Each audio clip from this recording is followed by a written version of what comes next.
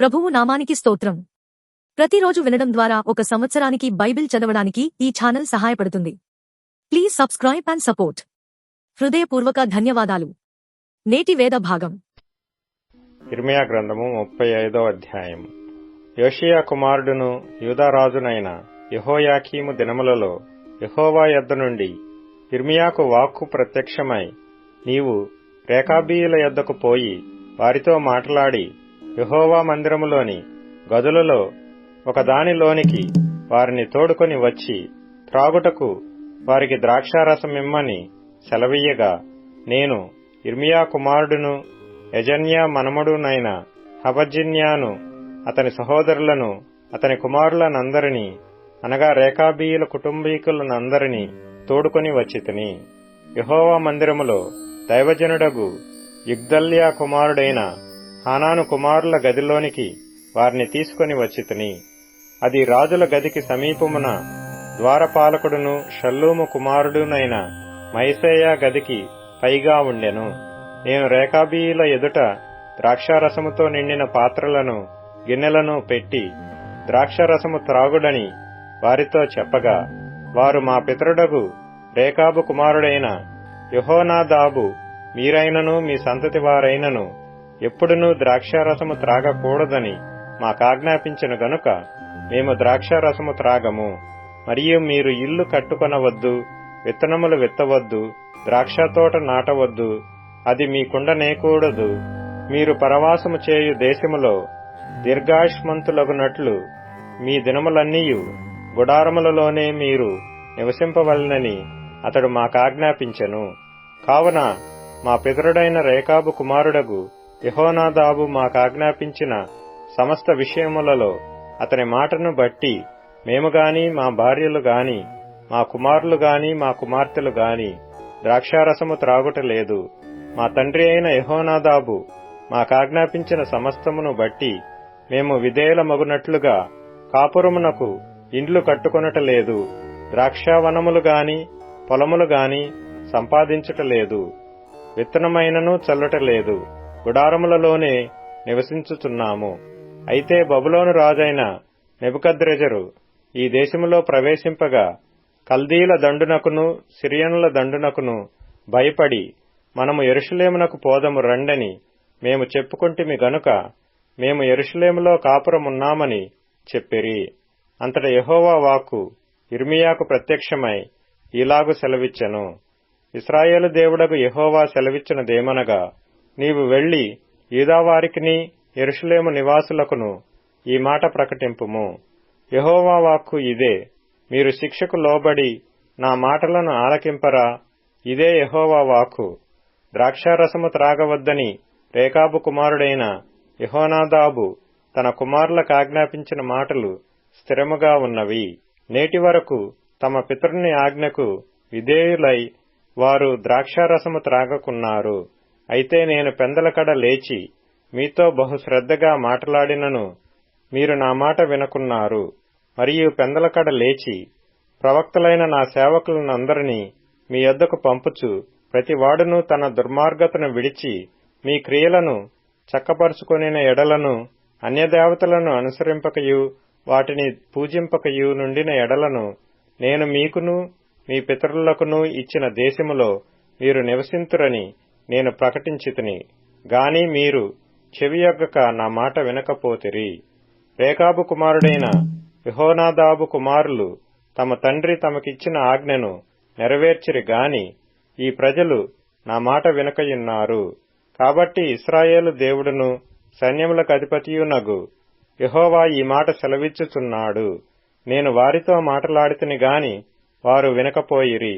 నేను వారిని పిలిచితిని గాని వారు ప్రత్యుత్తరమియ్యకపోయిరి. గనుక యూదావారి మీదికిని యెరూషలేము నివాసులందరి మీదికిని రప్పించదనని నేను చెప్పిన కీడంతయు వారి మీదికి రప్పించుచున్నాను. మరియు ఇర్మీయా రేకాబీయులను చూచి ఇట్లనెను, ఇశ్రాయేలు దేవుడును సైన్యములకధిపతియునగు యెహోవా ఇలాగు సెలవిచ్చుచున్నాడు, మీరు మీ తండ్రి అయిన యెహోనాదాబు ఆజ్ఞకు విధేయులై అతని విధులన్నిటినీ గైకొని అతడు మీకాజ్ఞాపించిన సమస్తమును అనుసరించుచున్నారు. కాబట్టి ఇశ్రాయేలు దేవుడును సైన్యములకు అధిపతియునగు యెహోవా సెలవిచ్చినదేమనగా, నా సన్నిధిలో నిలుచుటకు రేకాబు కుమారుడైన యెహోనాదాబునకు సంతతివాడు ఎన్నడూ నుండక మానడు. ఇర్మియా గ్రంథము 36వ అధ్యాయము. యూదారాజైన యోషియా కుమారుడగు యెహోయాకీము 4వ సంవత్సరమున యెహోవా వాక్కు ఇర్మియాకు ప్రత్యక్షమై ఈలాగు సెలవిచ్చెను. నీవు పుస్తకపు చుట్ట తీసుకొని నేను నీతో మాట్లాడిన దినము మొదలుకొని, అనగా యోషియా కాలము మొదలుకొని నేటి వరకు ఇశ్రాయేలు వారిని గూర్చియు యూదావారిని గూర్చియు సమస్త జనములను గూర్చియు నేను నీతో పలికిన మాటలన్నిటినీ దానిలో వ్రాయుము. నేను యూదావారికి చేయనుద్దేశించు కీడు అంతటినీ గూర్చి వారు విని, నేను వారి దోషమును వారి పాపమును క్షమించునట్లు తమ దుర్మార్గతను విడిచి పశ్చాత్తాపపడుదురేమో. ఇర్మియా నేరీయా కుమారుడైన బారూకును పిలువనంపగా అతడు యెహోవా ఇర్మియాతో చెప్పిన మాటలన్నిటినీ ఇర్మియా నోటి మాటలను బట్టి ఆ పుస్తకములో వ్రాసెను. ఇర్మియా బారూకునకు ఈలాగు ఆజ్ఞ ఇచ్చెను. నేను యెహోవా మందిరములోనికి రాకుండా నిర్బంధింపబడితిని. కాబట్టి నీవు వెళ్లి ఉపవాస దినమున యెహోవా మందిరములో ప్రజలకు వినబడినట్లు నేను చెప్పగా, నీవు పుస్తకములో వ్రాసిన యెహోవా మాటలను చదివి వినిపించుము.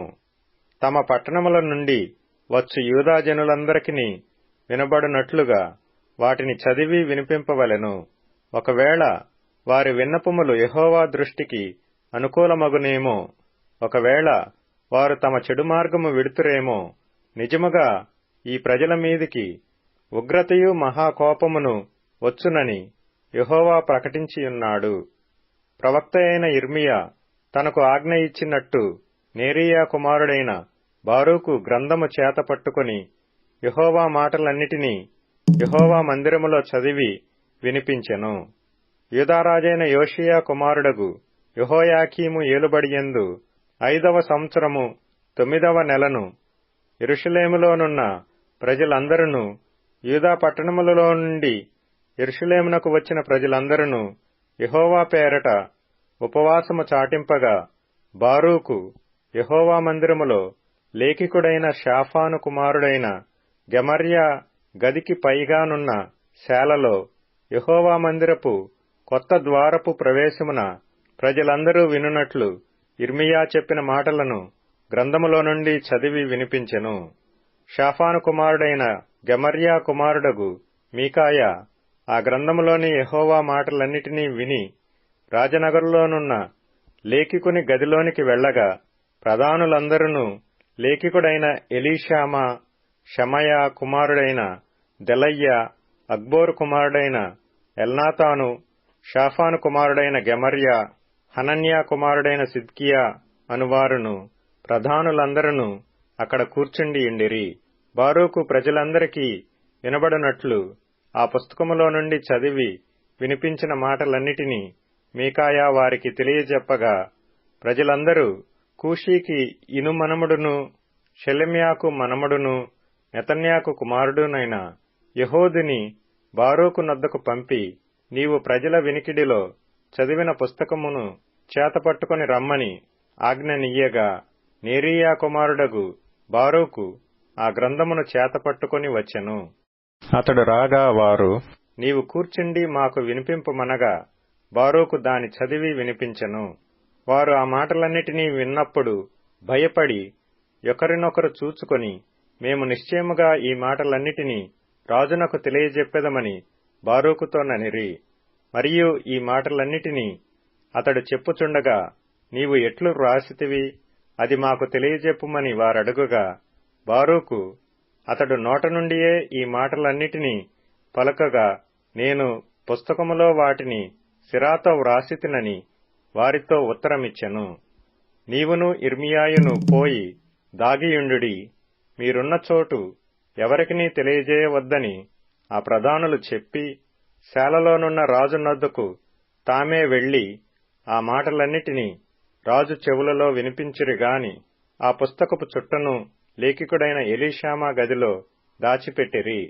ఆ గ్రంథమును తెచ్చుటకు రాజు యెహూదిని పంపగా అతడు లేఖికుడైన ఎలీషామా గదిలో నుండి దాని తీసుకొని వచ్చి రాజు వినికిడిలోను రాజునొద్దకు నిలిచియున్న అధిపతులందరి వినికిడిలోను దాని చదివెను. 9వ మాసమున రాజు శీతకాలపు నగరులో కూర్చుండియుండగా అతని ముందర కుంపటిలో అగ్ని రగులుచుండెను.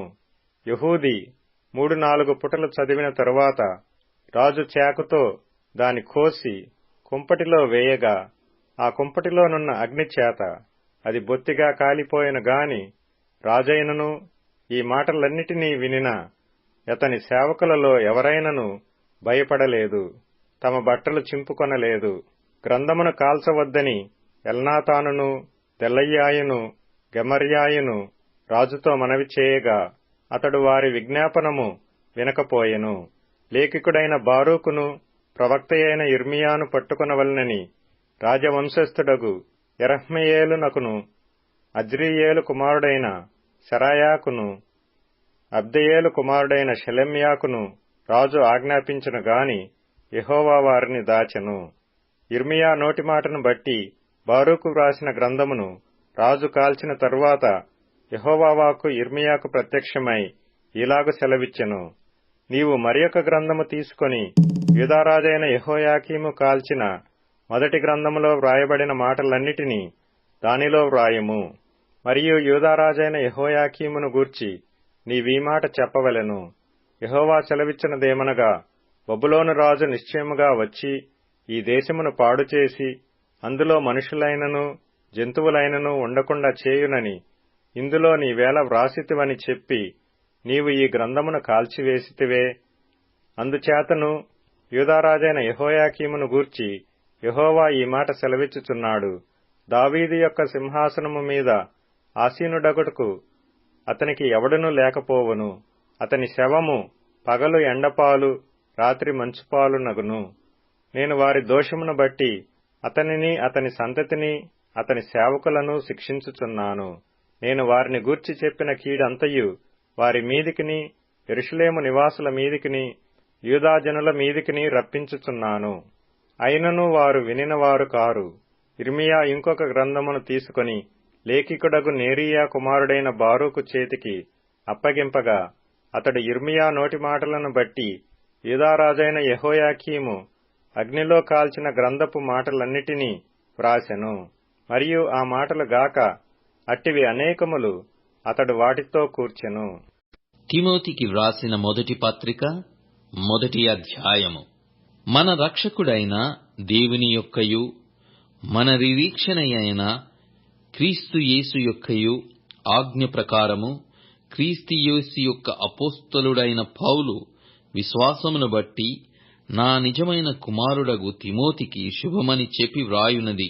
తండ్రి అయిన దేవుని నుండియు మన ప్రభు అయిన క్రీస్తు యేసు నుండియు కృపయు కనికరమును సమాధానమును నీకును కలుగునుగాక.